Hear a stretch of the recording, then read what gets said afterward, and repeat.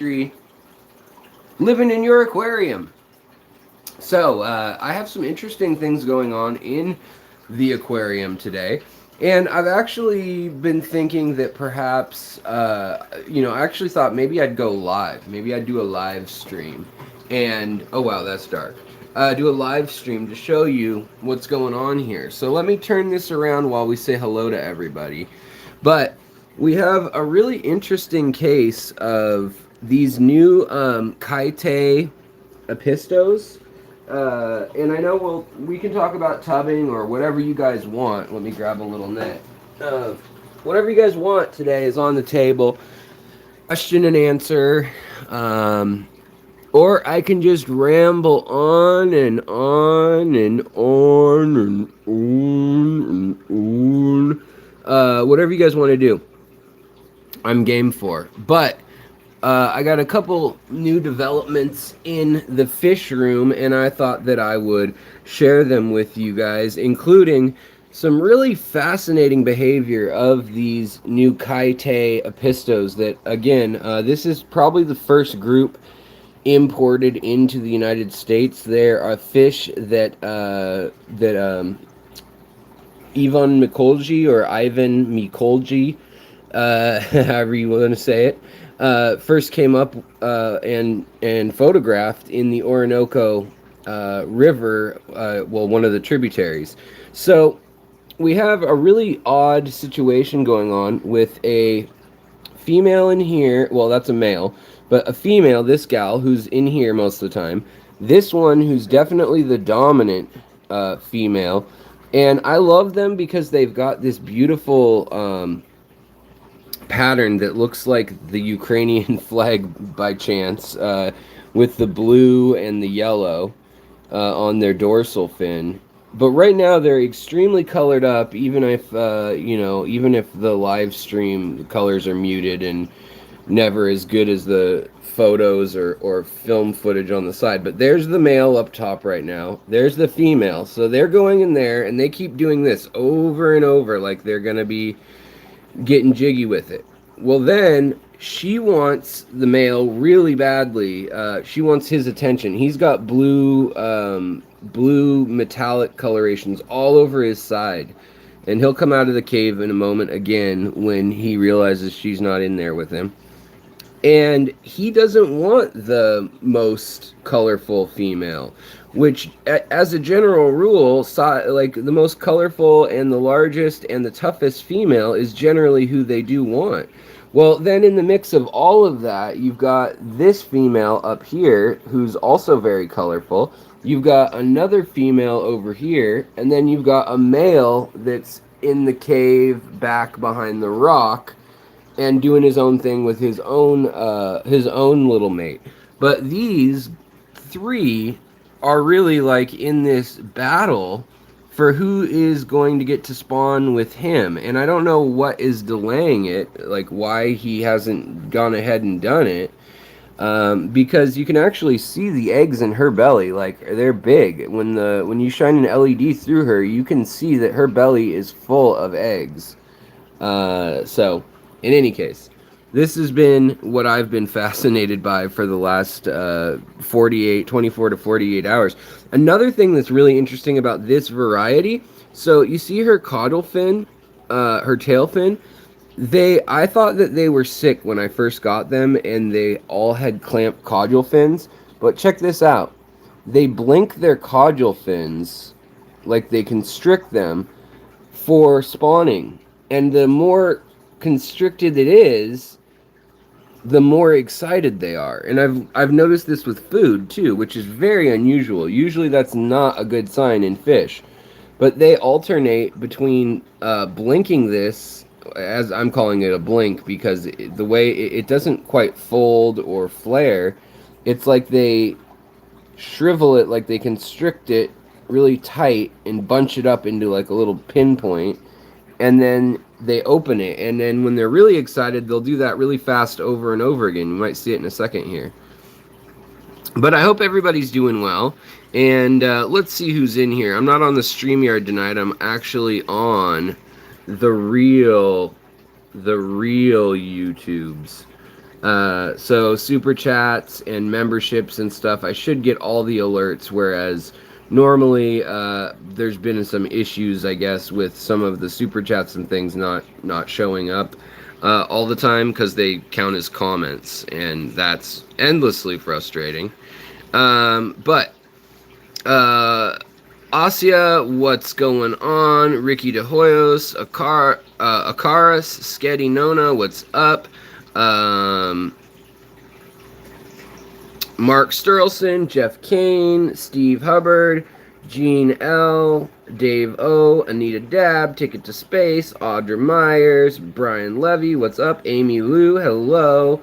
David Rayner, Wayne's Aquatics, and Sweet Shot are all hanging out with us for the start of this Friday stream, which is great. So I'm glad to have y'all here. Wayne, how are you? Do you recommend treating new fish for ick and other parasites while in QT, even if they don't have signs? So, if they're wild caught, I do recommend treating them for parasites. But if they don't have any other outward illness, I wouldn't treat them for bacterial infections or anything like that. I would just treat them for the parasites, especially like puffers or loaches or catfish that hang out on the bottom. They are notorious for having worms and parasites in them that, even if they're not really causing issues per se, they're in there and they may spread to other fish that they may cause issues with.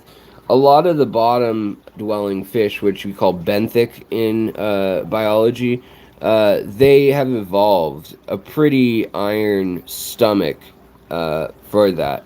Now, another thing that's interesting is this little female shrimp over here. She's been laying eggs today, or hatching eggs today, and she's just got the weirdest little assortment of like little dingleberries hanging off of her. She's got like, I don't know, 6 to 8 eggs left, and they're just hanging really low, just flailing all over. And in more exciting news with these shrimp, which are mostly Caridina other than that one pregnant Neocaridina, if I can reveal this shrimp a little bit better, let me get it out into the open, and then we'll worry about the angle and the glare and all the other problems later.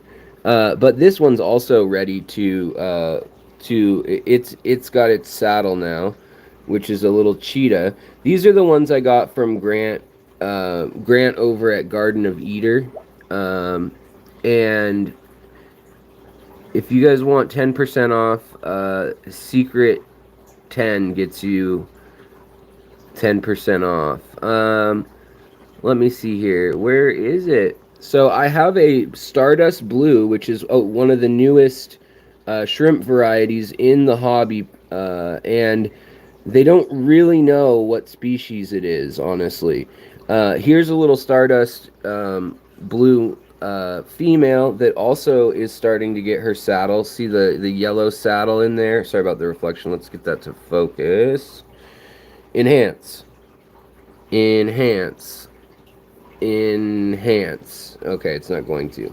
But let me get a bigger gal in here. One of them fat bottom girls. Oh, here she is. Come on, sweetie. So, this gal, she is buried. And, you know, I've never had great luck other than crystal Caridina and wild Caridinas in breeding. None of the fancy lines have ever really honestly done that great for me. I seem to keep them for a few months, like 5 or 6, and then they slowly just start disappearing. That's the general trend. However, this group is actively breeding for me. And what's interesting about this is I don't have any males, so I contacted Grant. See she's buried up with yellow berries, and I think the color on this is worse than on StreamYard, which is a bummer. I was hoping it would be better because I haven't used actual non-third-party software streaming in a while. But in any case, I'd hope that this would be better and that you guys could see how pretty she is. She's a very blue with some white stripes and then little speckles all over. but her eggs are a brilliant neon yellow and orange kind of color. And it's neat because we don't know what species they are or what lineage or anything they came from. But she's pregnant, and there's no males of her species in here. There's the cheetahs, there's the zebras or raccoons, depends on who's calling them what, and there's also a couple of the tangerine tigers in here. But other than these raccoons and the cheetahs, yeah, there's and the few neocardinas which can't interbreed. So there's these raccoons with the red eyes and the striped body. But I'm finding that pretty interesting as far as spawning goes. We may have Grant and I may have been able to figure out what's going on when we put our heads together on this one. So that's exciting. Yellowstone Aquatics, what's going on? Shanna 503 Aquatics, what's going on? I encourage everyone to go check out her stream tomorrow morning at 7 a.m. Pacific or 10 a.m. Eastern. She does cartoons, morning cartoons, which is trivia related to fish, with her extremely handsome co-host, Jason. Hey, looks like we got a new member, Lisa B. Thank you so much for joining. I really do appreciate that. It really helps. There's a new vault. Well, it's not new. It's a new. Okay, it's a new desire of mine to attain a book from Heiko Blair, who is a pretty well-known fish collector, eccentric fish nut. Let's call him a fish nut. And his family actually is some of the first aquatic plant discoverers and breeders in Europe. By the way, I've got a shingles outbreak, and because of my lupus, I get it multiple times, but it's extremely painful. So I'm trying not to touch it, but it's very hard not to. They gave me medication for it and everything, but I get it over and over again in these like bands, and it's just, I don't know, if you've ever had shingles, you don't want it, trust me. But yeah, let's see here. Hey, Garden of Eater is there. Yeah, he's got an aquascape contest coming up soon. Right on. Yeah, so Grant, I was just going over the shrimp in here, and the female. I really don't have any males that are in the blue. I remember you saying that it could be a real small blue male that Stardust. I've got 3 other little Stardusts that I found last night, all hidden in the moss. They all have saddles. So I only do have female Stardusts. So I don't know. That might be interesting, unless, but she's definitely recently impregnated and buried. They usually have to be buried at the time that the eggs drop. In every species I've ever read about that they know for sure about. That being said, they don't know about every species, and I don't know about, we don't know for sure what species she is, but I guess it's possible. Like, here's another one of the little blue Stardusts, but it's got a little saddle on it already, yellow up in the shoulder. So it is, like you said, having eggs young, but it's not, it's not a male. So I think I scared her off. Plus, this camera, man, it is not so hot. Here's another one of those blues. And again, where did it go? Is it just hanging out in the bottom? They're so hard to see. Oh, there we go. It's got a saddle. She's got a saddle going on right there in her shoulder. You can see the yellow. So kind of cool. I hope this ends up giving us some interesting little babies. She's the only one in there that is pregnant at the moment, so we'll find out. whatever babies are there, I guess will tell us something. um, Hey, Lee Wilcox, what's going on, buddy? Do you have any more Neos available other than... Oh, wait, you're talking to Grant. Yeah, if you have any questions for me, just please hit the @ symbol and then the secret history living in your aquarium, or @ Alex even.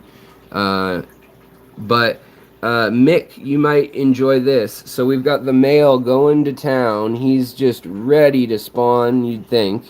And then we've got this little female who's not the alpha female, but she's beautiful. And she's just riling him up. And there's 2 caves in play. We've got one female that is really beautifully patterned, and her colors are bright, and she's larger. And then we've got this cave where he has chosen the less bright, the less large of the 2 females. And I just find that strange. And then we've got these other oddballs. We got a female there, and maybe a male here. Can't tell for sure yet, but that are kind of just hanging around. So we've got these 2 females that are just putting on beautiful displays, trying to compete for him, and they're both trying to lure him into their various respected caves. Now, he is, interestingly enough, he's hunting little snails, ramshorn snails, which I've never seen them eat either. And the other thing that I've never seen them do, which I mentioned to Jason, who imported these, is the tail is like a little pinpoint. And that means they're excited or they're showing off. And they'll open it up wide and then constrict it tight. And I hope we see that in a second here. The males do it too in this one species, but I've never seen that as a totally healthy, totally happy fish doing that, which is interesting. So yeah. And they've been doing lots of funny dances. Brian says, Alex, do any freshwater fish or invertebrates exhibit behaviors of thrill-seeking or pursuit of joy, or has... So not much has been done on studying that, but the thing that you will find is that like guppies and loaches and gobies love when you put current in their tank, and they will go into the blast of the current and swim on it and kind of surf on it, and they seem to do it for no other reason than having fun. But the other reason they could be doing it would be perhaps fresh water happens during big rainstorms, and that's when the speed picks up, and then it's a sign that like new water is there. So there's that, and that their eggs could be spread. But yeah, so this is just, I've been watching this literally hours. Like, this has replaced all forms of Netflix or anything like that. And this man here, he either can't catch a break with getting eggs released, or he can't make up his mind, because he's got both these ladies. They got houses, bought and paid for, and he doesn't want to pick one. And then he's off distracted all the time, eating snails, which he doesn't seem to be able to chew very well. So I don't know if he's all there in the head. I mean, he's a fish, but yeah, I think he'd rather eat and just hang out. Now he's eating rocks. Okay. So I don't know the answer there, but it's been pretty interesting to watch, because they don't act like any apistos I've ever seen, as far as the weird the back fin clenching, and which makes them look sick or like they're having an issue. They also do this thing where they float on their side for a minute, and then they start twitching violently. It looks like a seizure, and then they go right back to fanning out and showing off. It's just really interesting. But I also wanted to talk today about tubbing season and pond season, and I have my paradise gouramis, as they're known, or paradise fish, and they're ready pretty much to go in the tub whenever we stop getting temps down into the 40s at night. I'll put them out there. I think they'll be ready. The other thing I'm hoping to do right after this stream, when darkness falls, is I'm hoping to get out to a little park that's about 5 miles from my house and connected to Lake Washington. And I'm hoping to get out there and bring my tenkara rod, which is a long bamboo rod, fishing rod from Japan. And then also my dip net, which I'll have to be very light and careful with, because that may be what hurt my back in the first place. So I'll need to be careful with that. But I'm excited to get out, and the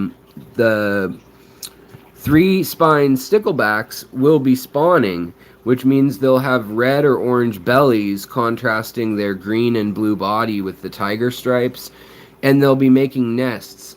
And the stickleback is one of the very best tubbing fish that you could ever have.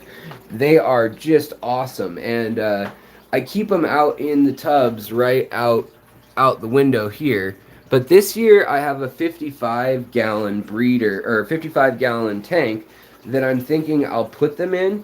And I'm thinking that what I'll do is catch some and put a bunch of sand and some local Eloidia myraphyllum, the normal stuff that is found in our area for plants.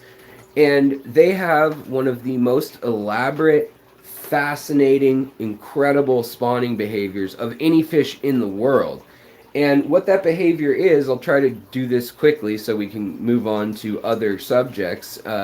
So what they do is, the males, they dig a pit in the sand or in silty, small gravel areas. And then what they do is they show off. The males have usually metallic colors, and sometimes they have blue or green or yellow. It just depends on the location.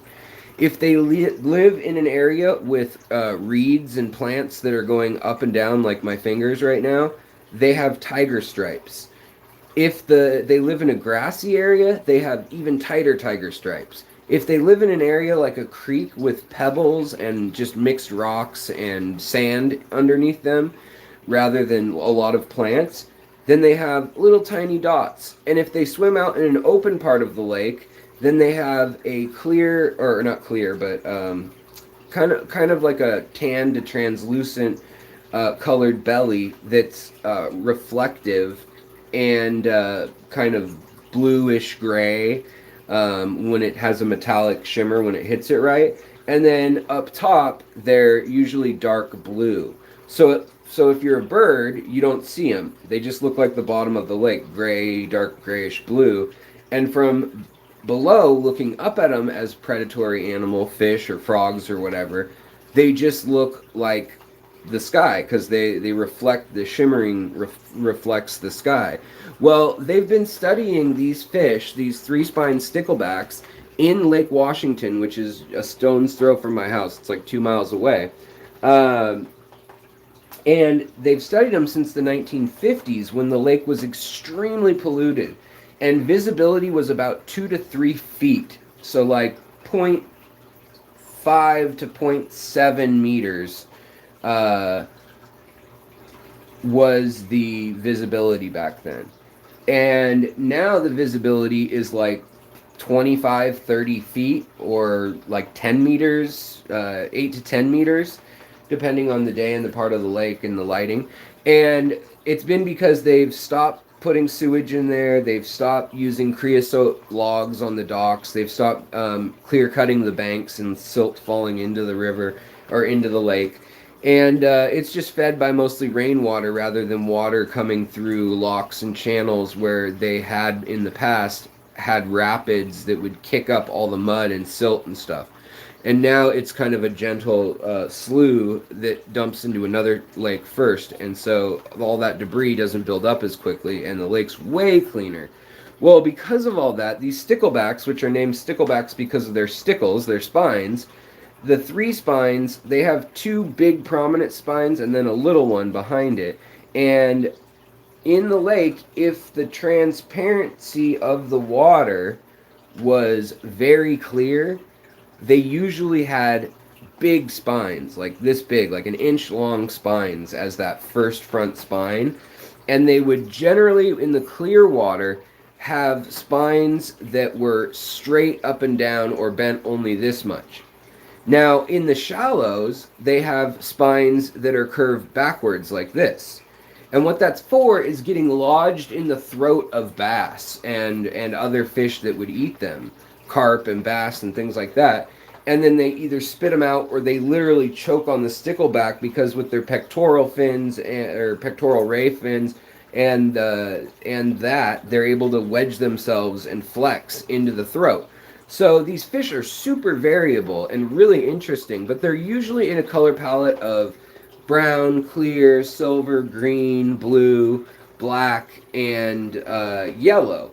Well, during this 1 month where they spawn, they turn crimson and orange. I mean, they almost turn like this color orange, like of these guys. And it's really a cool thing to watch because their bellies turn orange. And what that does is that shows the females how many bugs and what sort of food they've had access to. So if they've had access to all the choice bugs, then they have the ability to color themselves up. If they're malnourished or if they haven't been fast enough to eat the bugs and find the bugs and do all that, they won't be colored up. They'll be like kind of this kind of a fish, like just a little silver fish. This is actually very similar to the size that the fish will be. Well, the female is much larger than the male. She can be up to 3 or 4 inches, and she can be almost as fat. She almost looks like a pea puffer when she's full of eggs. In fact, she looks kind of like a frying pan. They used to call them frying pan minnows in my area a long time ago. And so what happens is the male, he'll take a bottom area that looks like this. He'll move every stone out of the way till it's just sand and gravel. And then he'll make a nest that's a divot. Well, then he'll collect all the shiny things and contrasting rocks he can find and make a ring around the nest. And he'll defend this nest for a month or two like crazy. And this has all been happening right now as we speak. And now, in the last week or two, they've started to actually spawn. And so they're digging these nests like into the sand, like these fish are here. And what they do is they build a very similar contraption to this, where they try to find two rocks or a log and a rock or whatever it can be that will block off the female from escaping once they get her in their little fish-made cave. And then they'll patch it with all sorts of algae and leaves and twigs and sometimes even like junk. So sometimes you see this like wad of like Doritos bags and pop can lids and Bic lighters and weird stuff that they've dragged across the bottom to their nests, especially in urban areas. And these fish can live in brackish water. They can live in 150% of ocean salinity, so they can live well into ocean salinity, and they can live in totally fresh water. They can live at freezing, basically, water, and they can live at 100 degrees or 100 degrees Fahrenheit water. And Celsius, what is that? Like 32 degrees Celsius or 35 degrees Celsius water. So they're super, super hardy. Well, what happens is the male will then dance around over here, and then he'll shoot down into his burrow. All the while, he's had his eye on the female that he's going to pester the most. So say pretend this gourami is the stickleback female. Well, then the male will literally be looking at her from his nest and tailoring a funnel, a tunnel through the nest, which is like a dug-in trench that he's filled over with things that are flashy and also with algae.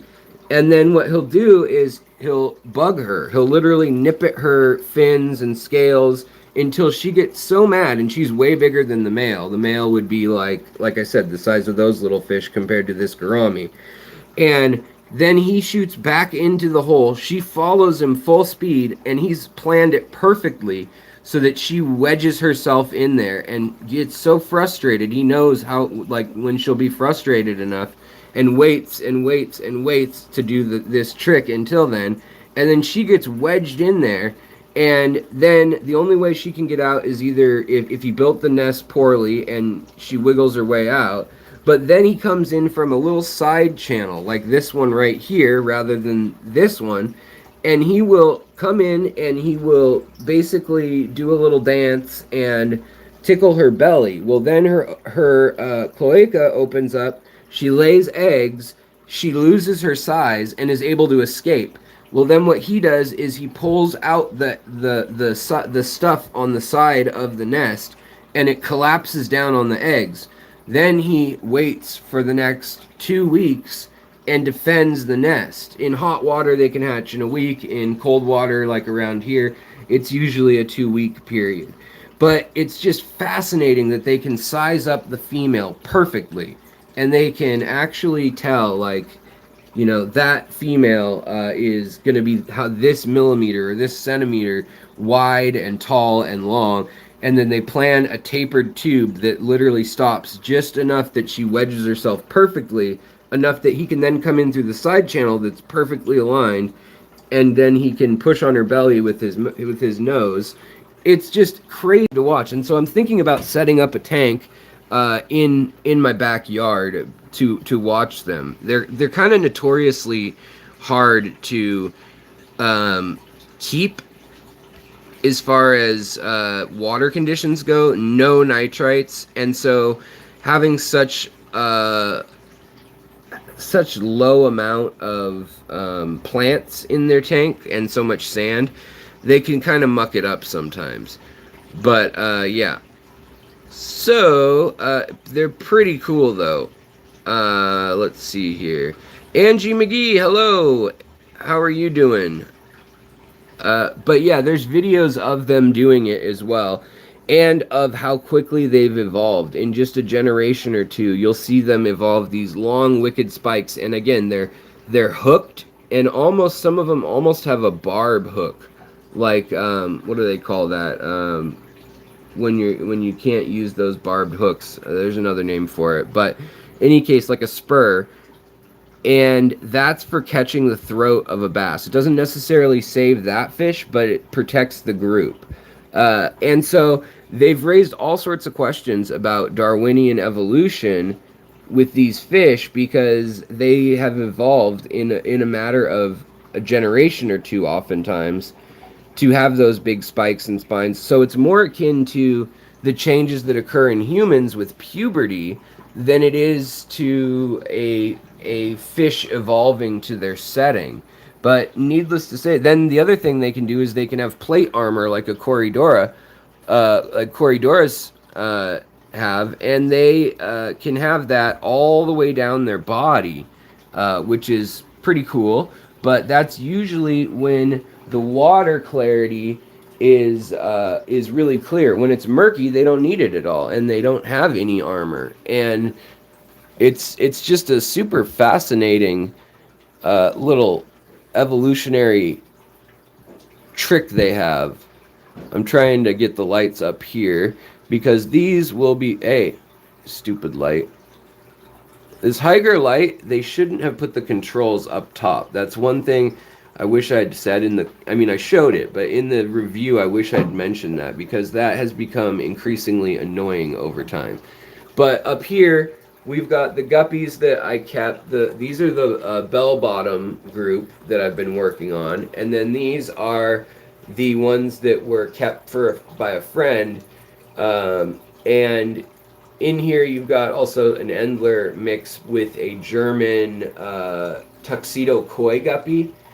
And what it ended up producing is these beautiful, almost psychedelic colored little tiny males of a guppy. But they're very pretty, and these were all kept in a pond for the last 4 years. by a gal named Jackson Tax that's usually on the chat a lot of the times the last few years, but lately she's been busy. But she lives in my area, and she returned these to me when I moved to this house, and so hopefully they'll be going in the tubs. These will also be going in the tubs. The gold barbs and the rosy barbs, and then this is just a little female albino paradise fish that'll also be going out there. And this is Alodia, or Aloidia, however you want to say it, anacris. This will be in the tubs. So will the hornwort and the kabamba. Anything that is relatively well, that's from North America, basically, I'll allow in there. Here's some more of the anacris that I got out of the lake last year, and this stuff's kind of pretty. It's very hardy, like goldfish and other fish that are very hard on plants. It does well with.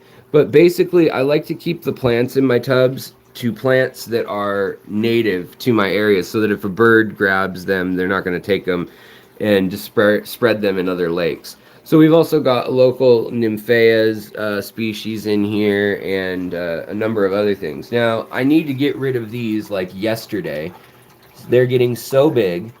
These are the Turkana jewel cichlids all grown up from October, and then there's actually another group in here with them. So that's a headache. The fish that you guys haven't seen yet that I recently got are a new collection point of Radnocentris Ornatus, which are a small rainbow fish.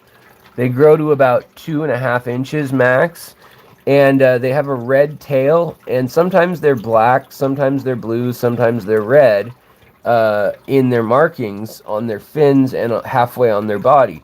Now they can have a marking like this one where it's dark on the top half and light on the bottom, and again, that's just like the sticklebacks, because what they're doing is from below they look like the brightness of sky, and from above they look like the darkness of water.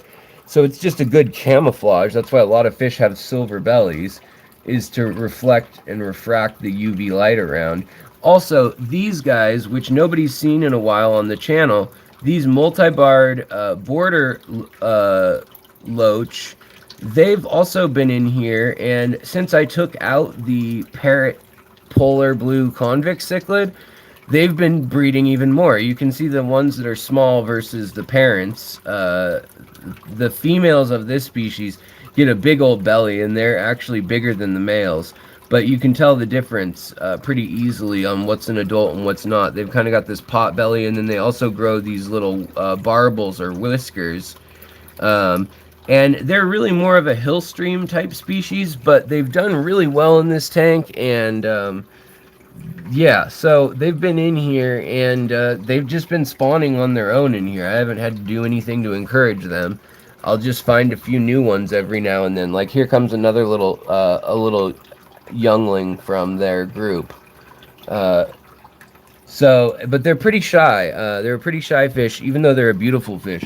Now, if Alyssa is watching, Alyssa Bentley, check out this Malawi shrimp. This is my new bluest of the blue strains. This is how blue they come in the color now. Like now that I've selected them for 6 years, some of them get this blue. And that is not Neocaridina at all. And I know the image is terrible on this. Let me try to... Let's see if looking straight down on it isn't... No. Let's bring the light over it. This camera on the live stream is supposed to be in HD, and it's definitely not. It's definitely terrible. I wish it would focus. Come on. Enhance. Enhance. Anyways, you guys can probably make out that sky pastel blue. And then the way you can tell it's the Malawi too instead of a Neocaridina is it's got those big old gonzo googly eyes with pupils in the center. And it's blue like gonzo. But yeah, so that's the blue variety. So they're going to go outside too. They're really hardy. And then the ones that are in here are my red variety. And then there's more of the red variety in here. But I was going to try to find a red one to show you guys the difference. And also Alyssa, because she was talking about wondering if it was possible to separate them and see the difference as well. And then she's also going to be taking my macrostoma, the biggest betta species, the big old mouth. And I think what's going on here is I think that's a male, and I think we've got 2 females. But one's grown a lot faster than the others. Now, this is a totally clear Malawi, and it makes sense because it's on the glass. But the other ones, we get these redder ones. You can kind of see some of the pink there, but I'll have to just take some pictures and make it a lot clearer to everybody just how strikingly red they can be. There's one in there that's pretty orange. Also, and that's just a random one. Sometimes you'll find some that are really, really bright. So it's a project I've been working on for years now. And then the other thing this year that I have is we have more rice fish. So we've got the red cap rice fish, and I've been collecting their eggs. And each day, I just grab the ones that I see. These ones seem to spawn in the afternoon. Usually, traditionally, these are fish that spawn in the mornings. But these ones are spawning around 4 p.m. And so I've been catching them. And then I put them into this container over on the windowsill. And you can see the babies in here. They're real small. Let me zoom in for you guys. You can see the babies. Let's see if we can... Here comes one in the center. There's about a dozen in here right now. And what else is in here is the scuds. Or not scuds, rather. I'm sorry. The cyclops. The little copepods. And you can see those. They look like pepper or something in there. And they don't look like the fish, but they're almost the same size as some of the fish when they're fully grown, and when these fish are brand new like they are. There's a fish right in there, and there's another fish. Oh, it's jerking. They're jumping around. They're going around quick. But yeah, so they're doing well, and they're in the windowsill, so this algae will grow, and so that it'll hopefully turn into more of a green water condition for them. And then, they'll have food in these copepods down here, and there's some fish. I know it's hard to see. They just look like little silver things, but there's more of them down there. And the copepods are kind of down low, and they just look like dirt right now. But those are little life forms that I'll get some better footage of when we're not on a live stream. But that's hopefully what they're going to eat. The other new addition was this, which was on sale for $3.99. And I figured if I'm going to be keeping bugs in the room, probably a good investment to get a little South Carolina little fly trap. All right, let me take a look at the chat again in a second after I put some water on this guy. All right. And then this tank, you guys probably saw how much algae was in there recently. Well, it's finally starting to come down. It's finally starting to die back, which is great. And I also took out the plants that aren't native to Myanmar that were in here. So we've got mostly all Southeast Asian and specifically Myanmar fish and plants in here, plus a granite base or quartz-based stone rather, which is what they have there as well near the lake, plus limestone. But I don't have any limestone in here yet. I might put 1 or 2 pieces. I just don't want to get the water turning real hard. And then we've got a pretty deep substrate, relatively speaking, probably 5 inches, 6 inches in some spots. And we've got the rosy loaches in here. You guys know what's in here. You've seen this before. But yeah, the gouramis are really beautiful. These gouramis, though, they just poop everywhere. And I mean, I know they're fish. I know fish all poop everywhere. These ones poop in weird places, I'm telling you guys. These ones poop like, I'll find poop like up here in like a centimeter, not even a centimeter of water. And I'm like, how did you get poop up there? Like right there. There's poop right there. Like how? How did you guys get your poop up there? I'm so confused by you little weird gouramis. And then they poop on the side of logs. They poop in the grass that I just cut. They poop on the heater. They're very annoying with their pooping. They do eat a lot though. They seem to eat algae more than any other gourami I've ever seen. So that's a note. And they're way more social than any other gourami I've ever seen. In that they, even more than like sparkling gouramis, they use their little feelers, their little whisker things here. I don't know the scientific name for those, I just realized. But they use those to communicate and to be like, hey, I'm here. How are you doing, buddy? I'm good. And they use them more not to touch the environment, but to touch each other and to communicate something or other to each other. Maybe they're just smelling like, oh, you have the same pheromones as me, or do you have chill pheromones? Are we eating, or are we like running for our lives? I don't know. So that's what's going on. We're going to step outside and look at the tubs, but what's going on in the chat? I've neglected my family again. Neglected y'all. Manes, tails, fur, and fins. What's going on, Jess? It is the Aquatic Morning Show herself, Lee Wilcox. Good to see you. Oh, I'm brilliant after all these years. I greatly appreciate that, sir, Mr. Wheelie Wilcox of where was I saying? Newcastle. I just made something up and then went with it. Newcastle upon Wilcox. Let's see here. Mick, is there a... Oh, I see. There is a larger apisto female to the left. That's why he cannot dominate the tank yet. If she spawns, he'll do it when she's not around. Maybe I'll take her and put her in another tank then. Let's see here. Oink Master Supreme Forever. What's going on? Alex, where did I get my fat lip gouramis? I got them at Aquarium Co-op, actually. They were... Who had them? Randy had them, who does the Aquarius podcast and all their... he worked with Amazon for years, and he does their... a bunch of their... basically planned out their whole warehouse and like how to ship things and their scaling model. But he was breeding them apparently and then brought them in, and he had some. But they used to be one of the very most common gouramis in the hobby. When the British controlled Myanmar, they had these striped versions.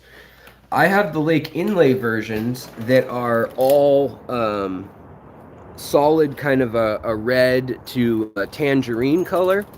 But the common version found through the rest of the country of Myanmar is like red and like dark red, crimson, rusty color, and then a light champagne pink or orange striped. And they only get 2.5 inches, which is really nice. I really like those gouramis.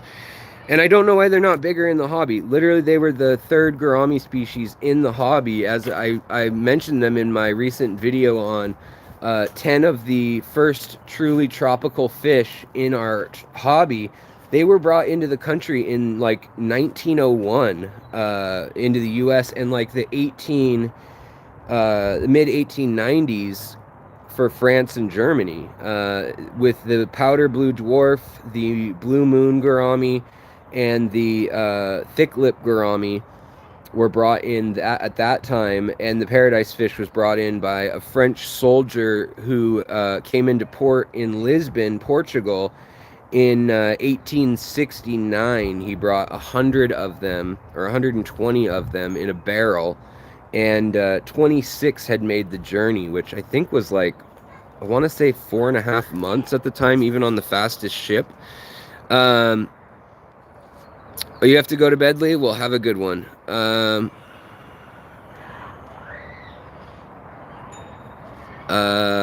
Let's see here. Hey, Ginger, Paul McCarthy, what's up? Giuseppe, what's going on?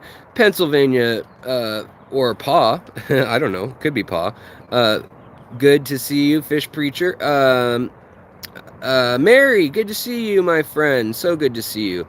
Ira, good to see you. Also, let me catch up with things. I'm almost there, guys, I promise. Anita Dab, what's up? I saw you earlier, but I'm saying hi again. Tim, what's going on, my buddy? Kevin, good to see you. Elizabeth Wagner, good to see you. And again, thank you for being a member. Let's see here. ABC Biotope Creations, hello. Oh, we got a super chat. Thank you so much. Stocking options for earlier question on weird tank size. Let me find that question. I might have missed it. If it didn't have my name, maybe I missed it anyways. Let's see here. Hey, someone gave me a tank that's 30 inches by 24 by 12. Okay. So that's so that's a 20 long. That's a double. That's a double tall 20 long. That's kind of cool. So it's a 40-gallon tank. But in that tank, you have so many options. I love that size. It's very rare. But yeah, that's a double tall 20 long, which is a 40, obviously. But a normal 20 long is 30 inches by, or 30.5 inches by 11.5 by 12. Or by 11.5, whatever. But yeah, it's those stacked on top of each other if it's 24 tall. And I would say you could do something really cool in there if you don't mind having fish from different areas. What I would do is I would do a really cool grouping of Corydoras. I mean, you got 40 gallons, you could do like 12 Corydoras. You could do 2 different groups, or you could do one big group of the same kind. And then you could do like pseudomagills up at the top that hang out right at the top most of the time. And you could do like pseudomagill luminatus or pascae or furcata. They would be beautiful, like yellows, reds, and oranges. And then they have this great display where they spin around in circles and the males show off. So there's that. You could do that. That would be really pretty. And then you could put plants in there. You could also do angels or cichlids in that tank for that matter. I mean, it's an interesting size. You could do crebensis and some sort of tetras and cories mixed together. There's a lot of options for that tank. I'm jealous. That's a really cool tank. And again, for the super chat, I was gonna say that I have a new. So I'm playing a new series, which is going to be every decade of the hobby from 1900. We've already done before that in several episodes. And we're going to do every decade from, 1900 to 1910, 1910 to 1920, 1920 to 90. You get the idea. And talk about what innovations happened, what fish were popular, or which fish were first imported, if I can find the info. But a book that I'm really trying to find is Heiko Blair's Discus, Volume 1, his first edition. And his wife did all these maps in it. And it's got all the tribal people of the region and who they traded with for the first samples in his mom's generation right after World War II for the first discus exported. Really, really detailed book. And the only thing I can find is an Italian version. And I don't speak Italian. I don't understand Italian. I mean, I get some of the Romance language words. You'll see some words that, But French, I could probably manage and just sit there with Google Translate and look up the words I didn't know that were kind of unique to the hobby. But we share a lot of the words for the hobby, actually. But a French or ideally English version of that book I'm looking for. And the English version, even though that book has only been out of print for, I think, 12 years now is all, it's already $590. So I just wanted to kind of share with you guys. Sometimes the stuff's free and I just find it using time. Sometimes people have donated material, like old tropical fish hobbyist magazines. That's a big shout out. I have the entire year of 1963. And so that was thanks to a viewer about 2.5 years ago now, almost 3 years ago now, by a guy by the name of Douglas. Thank you, Douglas, if you still watch. And, you know, that stuff's kind of expensive, but I would love to keep doing research on it. And speaking of expensive collections, what I wanted to tell you guys about, thanks again to the same gal who sent me the articles from the French fish keeping in the 1920s, and that those are coming out. I wanted to get them translated and double checked, you know, digitally, and then by real people who spoke French and English. And there's one from 1908, one from 1927, and it's a woman's home journal on how to, it's like a home ec encyclopedia, and it's on how to keep them as basically ornamental fish in the true sense, like how to keep them pretty looking in the windowsill. But some of the stuff is really interesting, like where it says you need snails because they detoxify the fecal matter and they breathe air into the water, which they don't. They breathe out CO2 just like everything else. Well, they don't have, I mean, okay, never mind. They have a little air bladder, so that's probably why they assume that. But they don't have lungs per se. They absorb things just like insects. So they absorb it in through their capillaries and whatnot. And then they've got their little air bladder that allows them to rise and fall, like you've seen them when they surf upside down and stuff. But the same gal, Lorena Geisel, that sent me that stuff, which really grateful for any emails and messages of that nature. It's awesome when we see that stuff. She also messaged me last night and said, hey, did you see that the owner of ZooMed opened a museum? And so Mr. Bagnall, who owns ZooMed, he opened a pet museum, and a lot of it's aquaria, and some of it's bird stuff, pet squirrel stuff, like weird turn of the century stuff. But he has a channel called the Aquarium Museum. Yeah, the aquatic, what is it? The Pet and Aquarium Museum. But it's only got like 30 subscribers when I found it last night. So I don't know how she found it when it had like 10 subscribers. But they released a video from the first time of his private collection. And there's been still photos of his like kind of famous tanks that he has. But he's never shared the like literal several warehouses of stuff that he has. And now in San Luis Obispo, California, apparently he's going to start a YouTube channel chronicling it. Now what's interesting is he mentioned about 10 or 15 little stories where he's like, I got this at an auction at Christie's or whatever, and it turns out that it was Queen Victoria's pet cat, or and it's her pet cat's collar that he has. Another one was that he had Audrey Hepburn's parrot cage that was a gold gilded parrot cage. And he's like, I have no idea what kind of parrot she has, so if somebody knows, please let me know. Well, the first thing you do, if you Google parrot and Audrey Hepburn, you can see her when she's young with these baby parrots, and then you can see her literally 10 years later, with these same birds. So it's like, man, please let me do some research for your channel. Like, imagine what I could do in the archives. That's just some quick Google image searching, and, you know, if it came from, for instance, like if he mentioned that it came from France, like there was some trench art from World War I,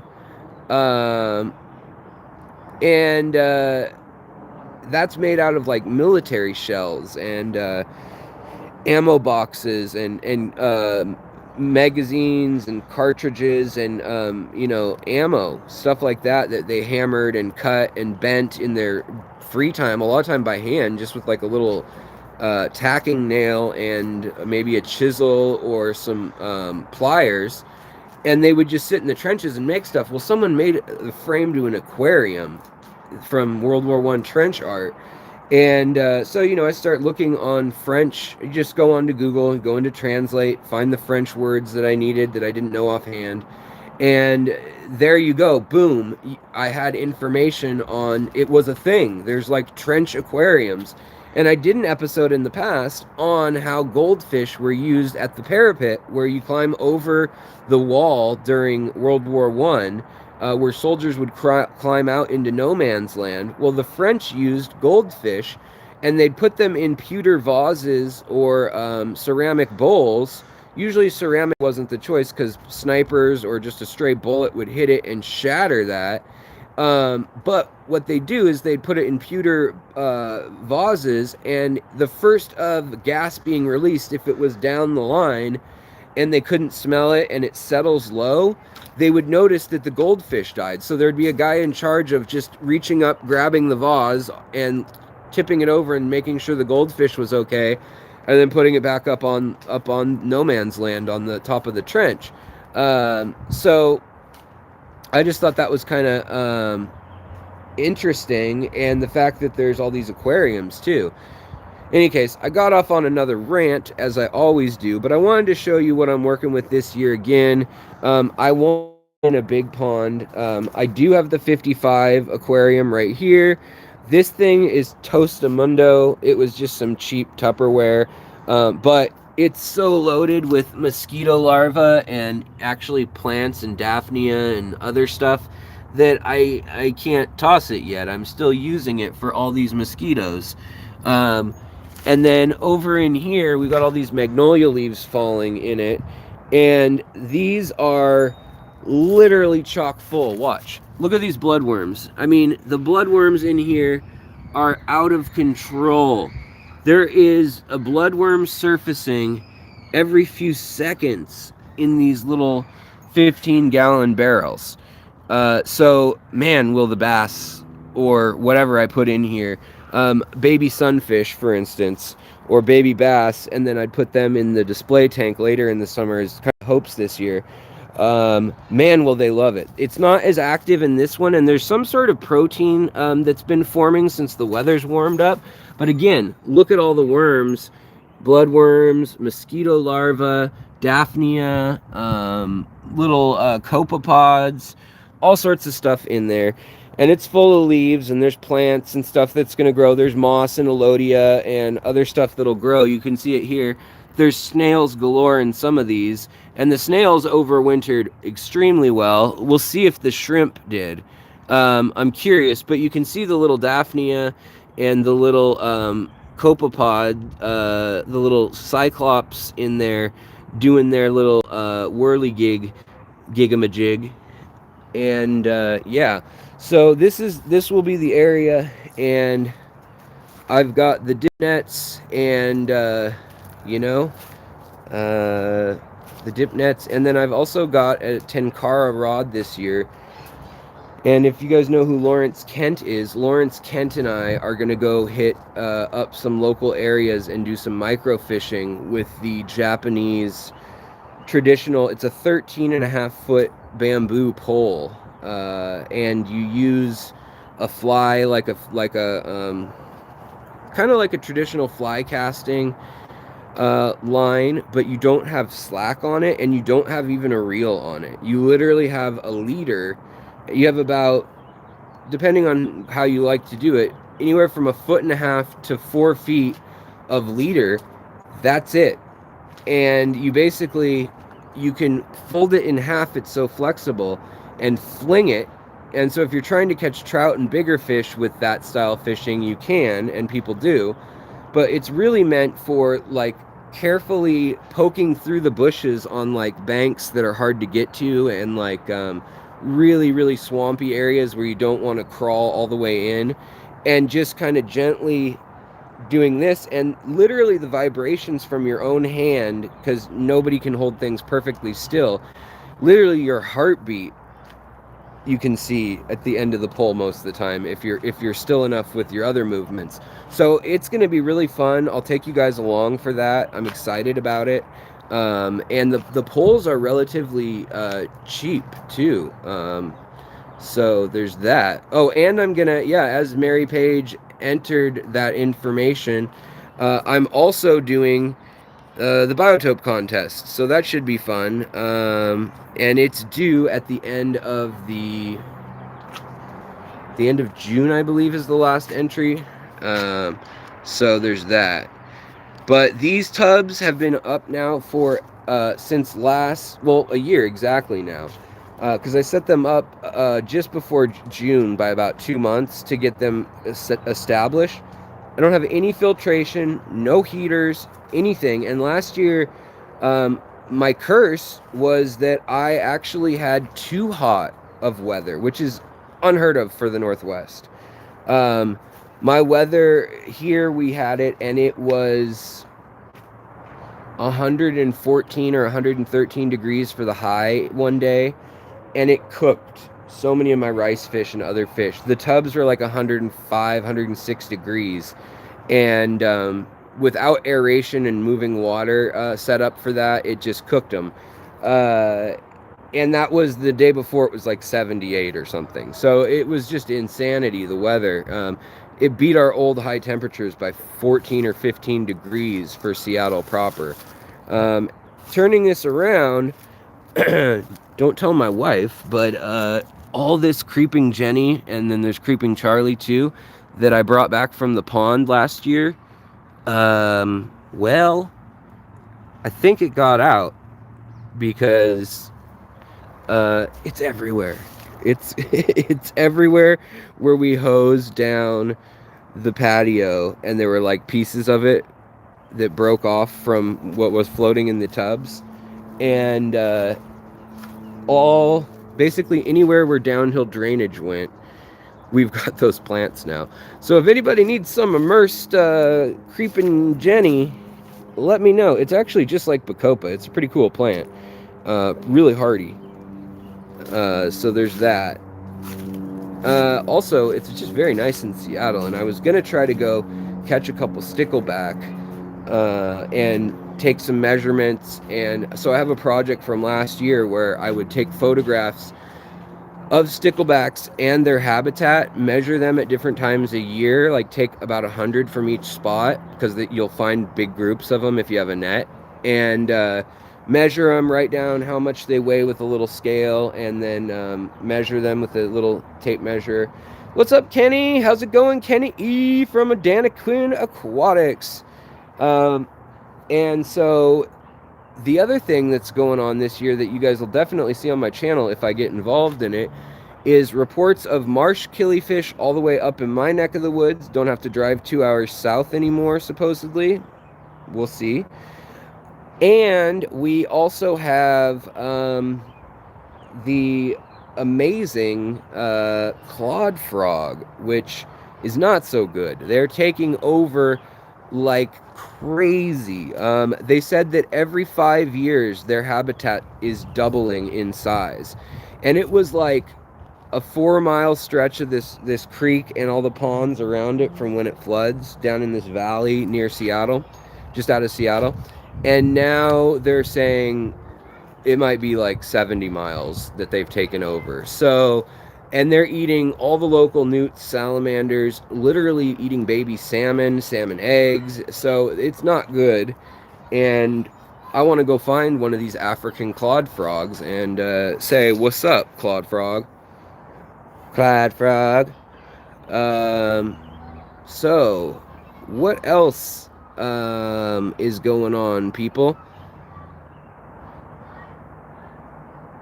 It's been a year already. Yeah, Nola Doll. It has been a year. It has been a year, all right.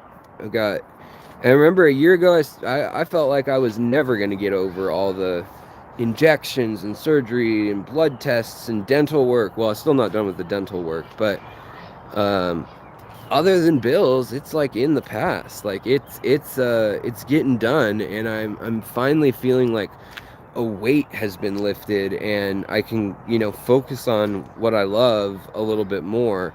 Because it's just hard when there's always something gnawing on you in the back of your head, like a beaver just chewing on your brain, saying, "No, don't relax yet. Guess what I got in store for you." Alex, are you trying anything new this year? Yeah. I want to get some red-tailed slash flag tetras. Not to be confused with the red-tailed flag tetra. So this is why we need Latin names. It's the Hemigrammus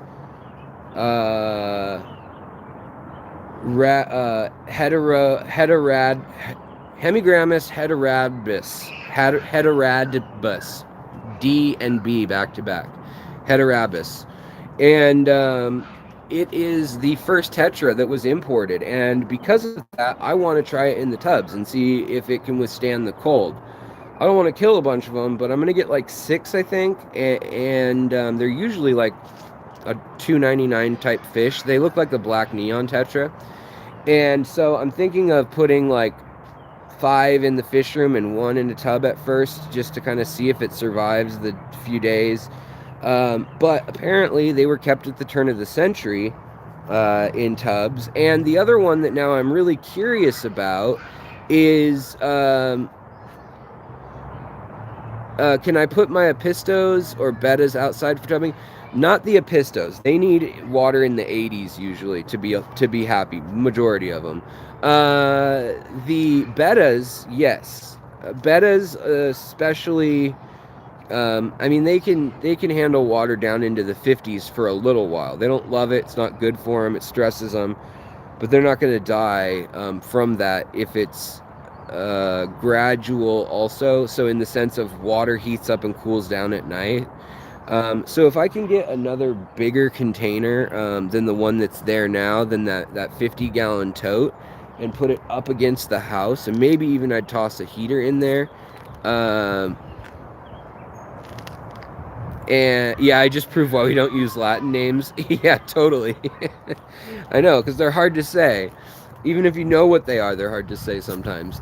But yeah, so I'm thinking of having the bigger tub, and I really want to keep some sunfish. I also, if I'm hoping to, but the thing is, I don't know if I'm going to. As time goes on, Shanna and I are talking about getting there, taking the train or driving to the Triple Crown, and I really want to go, and I need to save up enough money though, and it's just like crap keeps piling up. Like the truck needs $700 or $800 new tires, and just fixed all the belts and filters and fans, and I've still got $6,000 in the medical bills hanging over my head. So there's just kind of like, I don't know if it's gonna happen, but I really want it to, and I think I can pull it off. I just need some freelance gigs right before,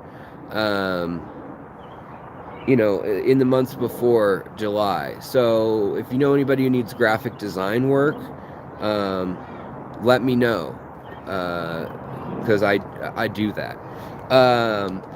So yeah, but I want to go there, and if I go there, I would really love to then pick up a bunch of native fish.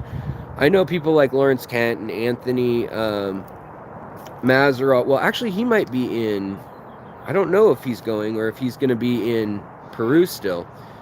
He might be in Peru still, but a whole bunch of friends and great people that I know are going to be there. Mary Page, I know, is trying to go too. And like I said, Shanna and Kenny and his wife, Danny, are going, obviously.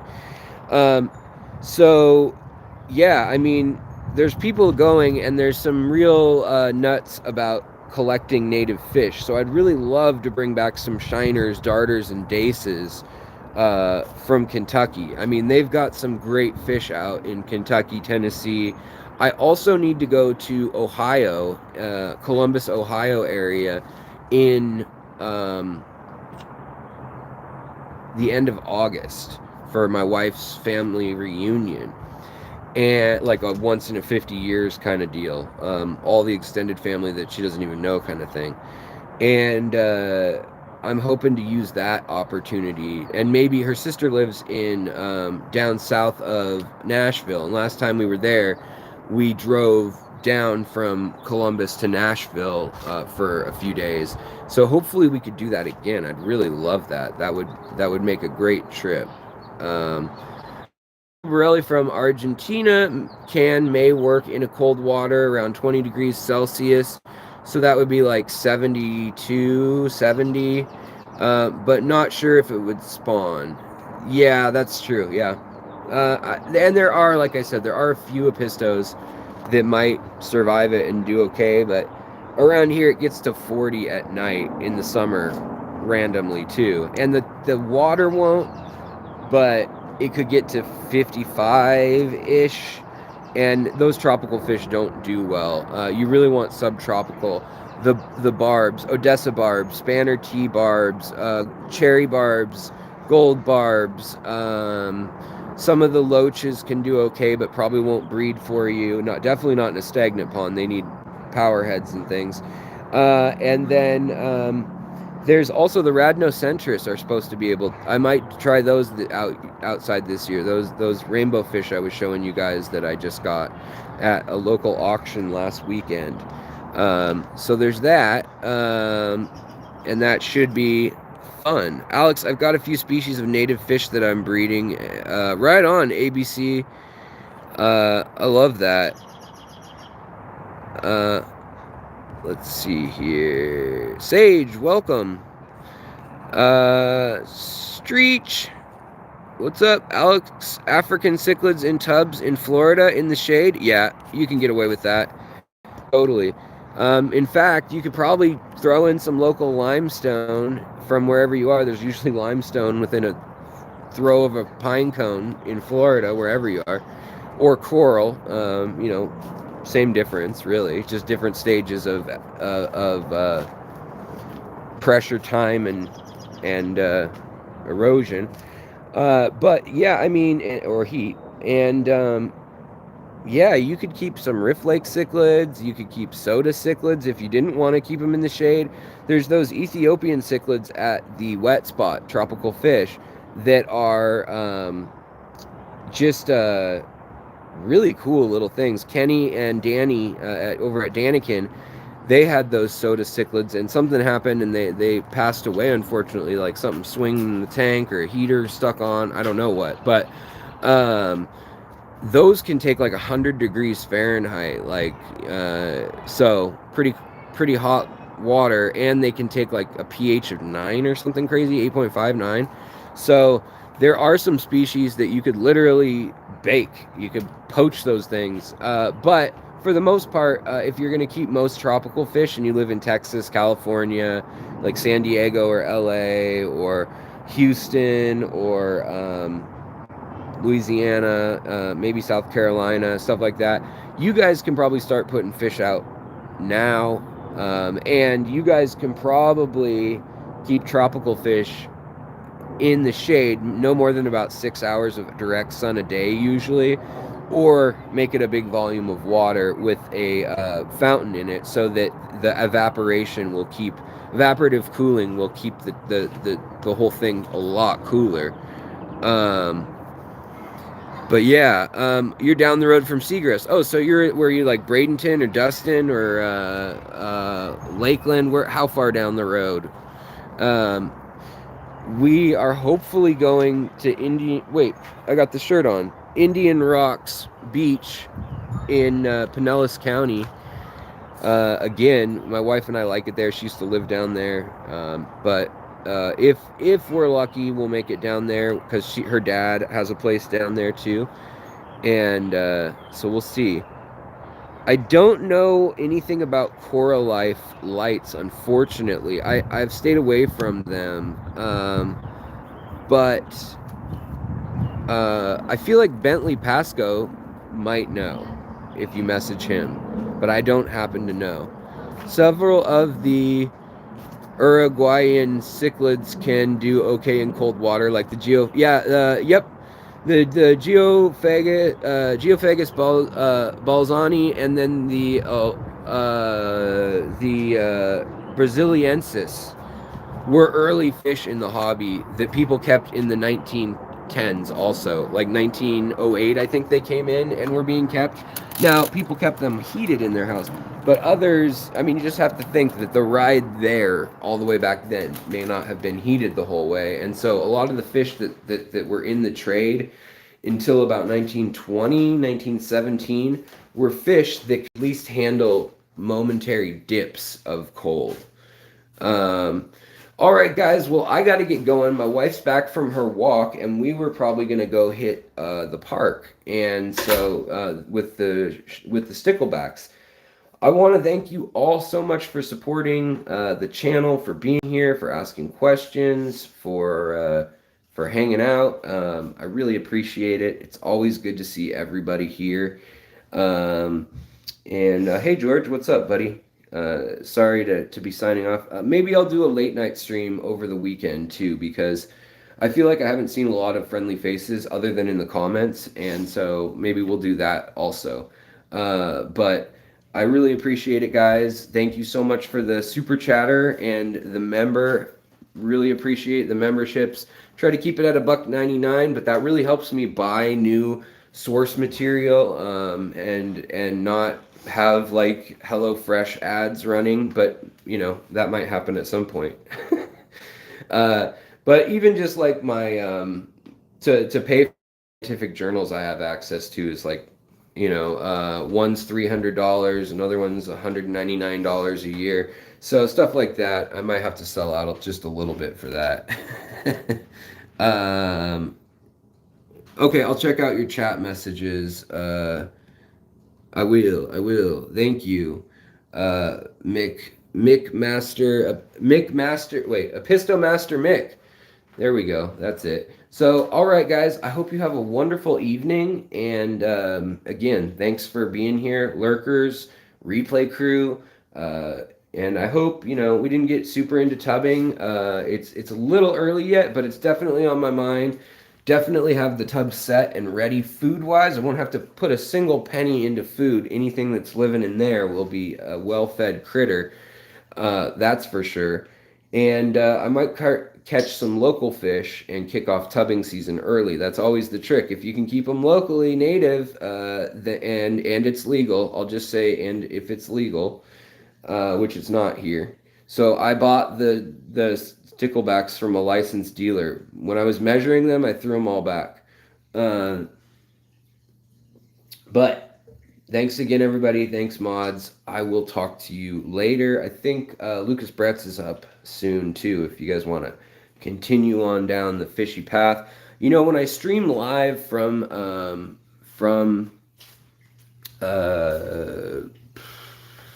YouTube, not StreamYard, it ends up being a very uncolorful picture. I mean, you can see how washed out this looks. Even just like a different angle shows you guys how bright stuff can be. And I really hate that.